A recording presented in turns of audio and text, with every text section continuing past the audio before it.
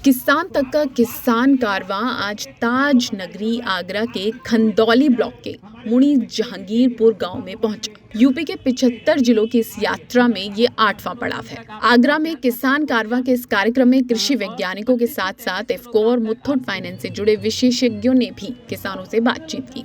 किसानों ने भी उनसे कई सवाल किए और अहम जानकारियां ली। पहले चरण में आगरा पशुपालन विभाग के अधिकारी डॉक्टर ओम बाबू बाथम ने पशुपालन से जुड़ी महत्वपूर्ण जानकारियां दी। हमारी सरकार के द्वारा किसानों के लिए बहुत सारी योजनाएं चलाई जा रही हैं। इसमें जैसे हमारे किसानों के पशुओं को समय से टीकाकरण हो जाए, उनका डिवर्मिंग होता रहे और उनका अच्छी नस्ल के सीमन से कृत्रिम गर्भाधान होता रहे, जिससे उन्हें भविष्य में आने वाली अच्छी नस्ल की संतति उत्पन्न हो और अधिक से अधिक दुग्ध उत्पादन कर सकें। कौन सी योजनाएं सरकार चल रही है जिसका लाभ किसानों को लेना चाहिए? इस समय विशेष रूप से पशुधन बीमा योजना, पशुपालन पर केसीसी और नंद बाबा कृषक योजना चल रही है किसानों को लाभ पहुंचाने के लिए। इन योजनाओं में किसानों को किस तरह का फायदा हो रहा है? पशुधन बीमा योजना से किसानों को बहुत अच्छा लाभ हो रहा है, क्योंकि हमारे किसान भाई अधिकतर जो पशुपालन करते हैं वो गरीब समुदाय से ही होते हैं और उनका कोई पशु असमय मौत के घाट चला जाता है तो उसे बहुत ज़्यादा क्षति होती है, तो सरकार के द्वारा बीमा से उसकी भरपाई कर दी जाती है। दूसरे चरण में इफको के एरिया मैनेजर दीपक चौधरी ने किसानों से यूरिया और डीएपी की पुरानी पद्धतियों को छोड़ने की अपील की। उन्होंने बताया कि नैनो यूरिया और लिक्विड डीएपी का उपयोग कैसे किया जाए। तो इफको का एक तरल कंसोर्टिया आता है जिसे आधा लीटर और 1 लीटर की पैकिंग में है, उसका प्रयोग कैसे करना है। इसमें क्या होता है, नाइट्रोजन, फास्फोरस और पोटास तीनों को घोलने वाले जीवाणु पाए जाते हैं। जब इन जीवाणुओं की संख्या जब कम हो जाती है तो क्या होता है, जो भी हम खाद डालते हैं उस खाद हमारे पौधे को नहीं प्राप्त होती, क्योंकि वो मशीनरी ही नहीं है। जो उसको घोलने का काम करता है जीवाणु वो है ही नहीं। तो इसका हम उपयोग कैसे करें? तो इसका तरीका ये है कि गोबर की खाद में मिला करके डाल दें। इसके बाद तीसरे चरण में आगरा कृषि वैज्ञानिक केंद्र के प्रमुख डॉक्टर RS चौहान ने आलू में लगने वाली झुलसा बीमारी को लेकर किसानों को सतर्क किया। आलू के खेत पे निगाह रखिए कि इसमें कोई रोग तो नहीं आया, कोई झुलसा रोग तो नहीं आया, कोई बीमारी तो नहीं है। हो क्या रहा है कि आलू की जिस समय खुदाई होती है और वो कोल्ड में रख दिया जाता है तो हमें कोई जानकारी नहीं होती है कि ये आलू कौन सी प्रजाति का, किस तरीके से। प्रजाति तो चलो पहचान भी लेंगे, लेकिन इसमें कोई रोग तो नहीं लगा, क्योंकि पछेती झुलसा रोग अगर आपके आलू में लगा है या किसी किसान के आलू में लगा है और उसने वही आलू कोल्ड में रख दिया और आपको वो उपलब्ध करा दिया, तो निश्चित रूप से ये मान के चलिए कि वो झुलसा रोग आपके आलू के बीज के माध्यम से आपके खेत में पहुंच गया है।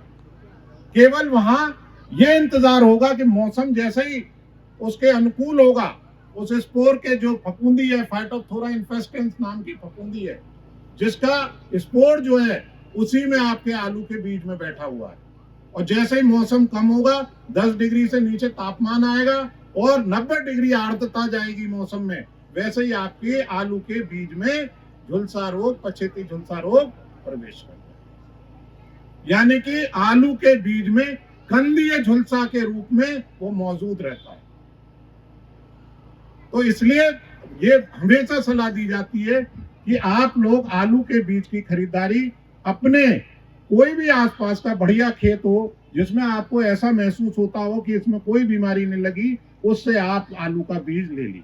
चौथे चरण में कृषि विज्ञान केंद्र के वैज्ञानिक धर्मेंद्र सिंह ने अधिक दूध उत्पादन के लिए संतुलित पशु आहार पर जोर दिया। उन्होंने बताया कि किसान केवल हरे चारे पर निर्भर ना रहें, बल्कि पशु आहार में मिनरल मिश्रण की मात्रा पर भी ध्यान दें। जो भी दाना दलिया खिला रहे हैं, अब दाना दलिया जो खिला रहे हैं, अब इसे संतुलित आहार बनाइए। आप संतुलित आहार देखो कैसे बनाना है।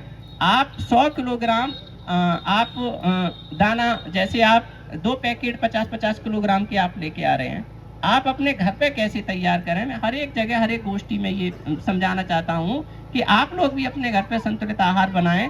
उसमें आप 30 से 32 किलोग्राम तक आप खाद्यान्न फसल को लें, जिसमें आपका गेहूं है, मक्का है, ज्वार है, जो भी आपके यहाँ खाद्यान्न फसल होती हैं। उसके बाद में दूसरा दाना दलिया के बाद में दूसरा आपके लिए आता है चुनी। तो चुनी आप 30 से 33 किलोग्राम तक आप उसमें चुनी रखिएगा, है ना, चुनी चोकर जिसे आप लोग बोलते हो। उसके अलावा फिर आती है खली। खली में आपके पास में सरसों की खल है, सोयाबीन की खल है या मूंगफली की खल है, आप उसे भी जो है 33 किलोग्राम तक आप रखिए। आपने देखा 30 से 32 किलोग्राम तक आपने खाद्यान्न फसल को लिया, और 32 से 33 किलोग्राम तक आप चुनी को लीजिएगा और 33 किलोग्राम आप खली को ले लीजिएगा। अगर इन तीनों चीज़ों को अगर मिलाएंगे तो लगभग 96-97 किलोग्राम तक ये बनेगा जाके। उसके बाद में 2 किलोग्राम मिनरल मिक्सचर। आप बहुत सारी कंपनियों के जो है मिनरल मिक्सचर मार्केट में उपलब्ध हैं। जैसा कि आप पहले ये देख रहे थे कि हम निरंतर जो है खाद और ये सारी चीज़ों को देते जा रहे हैं, तो ऑब्वियसली बात है कि हमारे जो चारे हैं वो कहाँ होते हैं भाई, हमारा जो पशुओं का जो आहार है वो क्या है, फसल के अवशेष हैं। जब हमारे खेतों में कार्बनिक पदार्थ की मात्रा कम पाई जाएगी तो ऑब्वियसली बात है वहाँ पर जो चारे उग रहे हैं तो जो भी हमारे फसल के अवशेष हैं उनमें भी कार्बनिक पदार्थ कम होगा, जो मिनरल डिफिशियंसी का सबसे बड़ा कारण है। तो आप संतुलित आहार में 2% तक या 2 किलोग्राम तक आप मिनरल मिक्सचर को रख लीजिएगा। मिनरल मिक्सचर में क्या है, कैल्शियम है, मैग्नीशियम है, जिंक है, तांबा है, जस्ता है, बोरान है। वैसे तो ये है कि जनपद के बहुत सारे किसान ऐसे भी हैं जो इन चीज़ों को अलग अलग लेकर के अलग अलग पीसने के बाद में एक कंसंट्रेट बनाकर जो है तैयार भी कर रहे हैं। 5वें चरण में इफ्को के senior manager doctor Prahlad Singh ने कहा कि आज भी किसान खेती में पुरानी तकनीकों का उपयोग कर रहे हैं।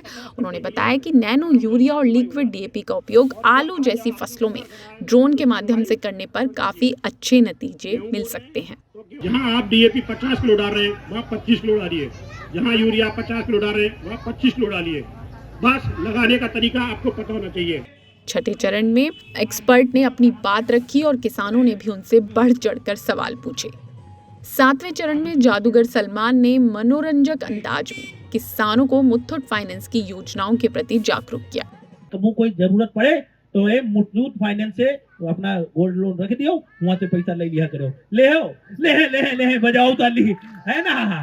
ठीक, आपका जेबो जत्ता है ना वो सुरक्षित रही, और साहूकार के चक्कर में रही हो तो पैसों ना मिले, ज्यादा ब्याज देना पड़े और मामला गड़बड़ हो जाइए, है ना। इसलिए मुथूट फाइनेंस आज आपके बीच में कार्यक्रम में जो आपको जानकारी मिली, सभी से निवेदन है अब चलते इधर बिटिया आएगी कोई दौड़ के, छोटी सी एक बिटिया आ जाए दौड़ के, बिटिया आएगी। बिटिया कौन बिटिया आएगी, मोबाइल पकड़े बेटा, तुम आ जाओ, मोबाइल पकड़े जल्दी से, कौन बिटिया आ रही, जल्दी से आ जाओ, वो वहां पीछे आ जाओ बेटा, जल्दी आओ, जल्दी, हाँ जल्दी आओ, जल्दी दौड़ के आओ ना, ये आ रही है, दौड़ के हाँ ठीक, इधर आओ, इधर तीरे खड़ी हो जाओ, ठीक, इधर देखो बेटा, इधर देखो, इधर ऐसे, ये देख लो तुम्हारी नंद है, नंद के पैर छुए जाते हैं, आशीर्वाद दो इनका, आशीर्वाद दो, हाँ ठीक। इधर साहूकार के चक्कर में न रहो, कभी कोई लेबर है उनका पैसा देना हो, ठीक, और या कोई ट्रैक्टर लेना हो, कोई या बिजनेस करना हो, और कभी वक्त में पैसा लेना हो तो सीधा इनका जेवर ले लेना, सोना है ना, गोल्ड लेके ले और सीधे मुथूट फाइनेंस चले जाना, आपका सुरक्षित रहेगा, पैसा लाना और बढ़िया अपना काम करना और पुनः फिर वापस देना और फिर आप अपना गोल्ड लेकर वापस चले आना। 8वें चरण में वरिष्ठ कृषि सहायक विष्णु त्यागी ने किसानों को सरकार की योजनाओं के बारे में बताया। खासतौर पर उन्होंने पीएम कुसुम योजना के बारे में जानकारी दी और बताया कि इस योजना से किसानों की फसल लागत कम हो रही है और बिजली के ऊपर उनकी निर्भरता भी घट रही है। सरकार किसानों के लिए बहुत सारी योजनाएं संचालित कर रही है और बहुत ही महत्वपूर्ण योजनाएं हैं वो, और बहुत सारी योजनाओं की मैंने अभी आपके किसान कारवा के मंच से उनको जानकारी भी दी है। और मैं आपको बता दूं, सबसे बड़ी योजना किसानों के लिए भारत सरकार के जो योजना है प्रधानमंत्री किसान सम्मान निधि योजना, जो वार्षिक 6,000 रुपये 2,000 रुपये की 4 महीने में एक किस्त अलॉट करती है, और वो किसानों के लिए बीज और खाद के लिए उपलब्ध कराती है। वो डायरेक्ट डीबीटी के माध्यम से उनके खाते में पैसे जाते हैं। और इसके अलावा भी एक यूपी सरकार कृषि यंत्रीकरण योजना किसानों के लिए चला रही है, जिसमें एक स्प्रे मशीन से लेके और आपकी ट्रैक्टर कंबाइन मशीन पे भारी अनुदान के साथ उन्हें छूट दे रही है।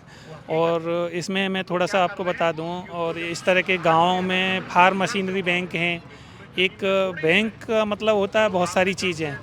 ट्रैक्टर के साथ लघु और सीमांत किसानों के लिए एफपीओ के माध्यम से फार्म मशीनरी बैंक उपलब्ध कराई जाती है, जिसका जो एफपीओ में किसान जुड़े हुए हैं उनको उसका लाभ मिलता है। वो अपनी खेती सही ढंग से कर पाते हैं। भारी जो यंत्र वो एकल तरीके से नहीं खरीद पाते हैं, वो सामूहिक में उनको दिया जाता है, जिससे खेती में उनकी पैदावार बढ़ती है।